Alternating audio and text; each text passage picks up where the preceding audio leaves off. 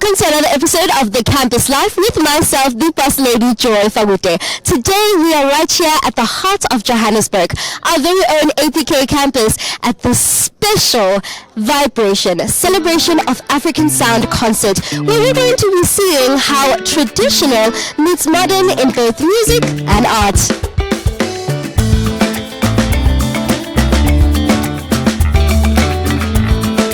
We're going to start off the evening with, of course, an interview with the director himself, Eddie Hatice. And I want to start right here, sir. What inspired this wonderful event and concert that we're all going to be enjoying tonight? Well, thank you for being here. So the story is that we go a little bit back. So we are the Music in Africa Foundation, and what we stand for is celebrating Africa, celebrating the Pan-African philosophy, and uniting people through music, making sustainable development across the continent through music. So we do quite a lot of programs, but this is one that we are very passionate about. Why? Because it focuses on our African instruments, on our heritage as Africans, on our identity. And as you know, we've got so many instruments that some of our kids don't even know about. So it starts with that. It starts with the passion to bring to life these instruments in modern society. So we want to promote African instruments in current music. So we have been working for many years, and how it works actually is that every year we invite young artisans from across the country, and they come in. They want to learn to build African instruments. And it's not just about building them, it's also about understanding the history behind the instruments, right? And after that, they also have a big passion to be entrepreneurial about it. So how do we make money from the craft? How do we go back to the communities and teach and pass on the knowledge? So we then, curate a very special climax of this project, which is a concert featuring some of the most amazing musicians, and for the first time, an exhibition featuring over 100 African instruments from across the continent. After a stellar performance, I'm so excited to announce that I'm sitting right next to the Masters of Harmony. It is, of course, the double Grammy Award nominated Just Six. Give yourselves a round of applause, like, woo! That really was such a stellar performance, and I really just want to ask you, with a cappella just being voices with absolutely no instrument, how does it have that power to connect to the audience and make us shake in our boots? Well, I think it's because all of us can connect to it, I think everybody can sing in some type of way, Maybe the degrees and the extents, they differ, but everybody can sing, So it connects because what we're doing, everybody else can do. When we sing, people sing with us. So it's kind of a spiritual thing. We kind of share that thing together, yeah. I love the way that you put it. It definitely is about connecting, and I think through this connection there's this renewed appreciation for a cappella. But do you think that this appreciation is something that's growing, and is it possible to maybe push it into mainstream? Is it getting there? Are there actions being taken? What are your thoughts around that? I do think it is growing, slower than we'd like, but I think it is growing. There's some more and more groups coming up and trying to get into the mainstream.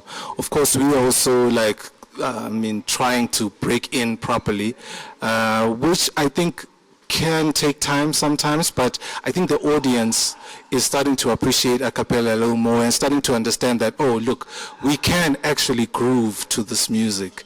It doesn't necessarily belong in church or just in, a little corner there somewhere, but you can have a great time listening to a cappella music on radio and just at shows as well, So I think it's growing. Yeah, maybe just to add on to that, we've traveled around the world, and the appreciation for a cappella overseas is so incredible.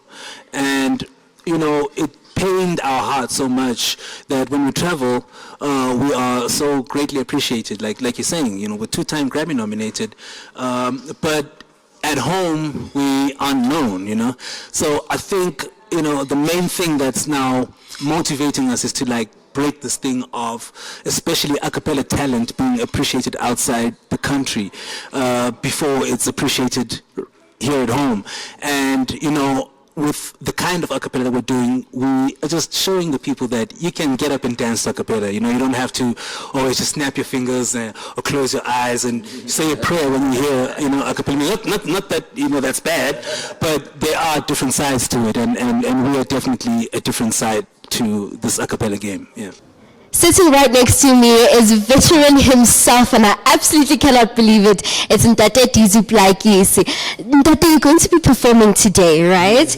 And it's absolutely exciting to be performing at such a prestigious concert that really highlights our history as well as indigenous culture. Can you highlight to us how your performance tonight is going to be highlighting the importance of that deeply rooted culture we have? Hey, Sisi, first of all, I would like to say that I'm one of the few African people who really treasure the African music in this country. And I was very fortunate also to be born amongst the people who are masters of these bow players and so on and so on. And my father is a traditional healer. I learned a lot.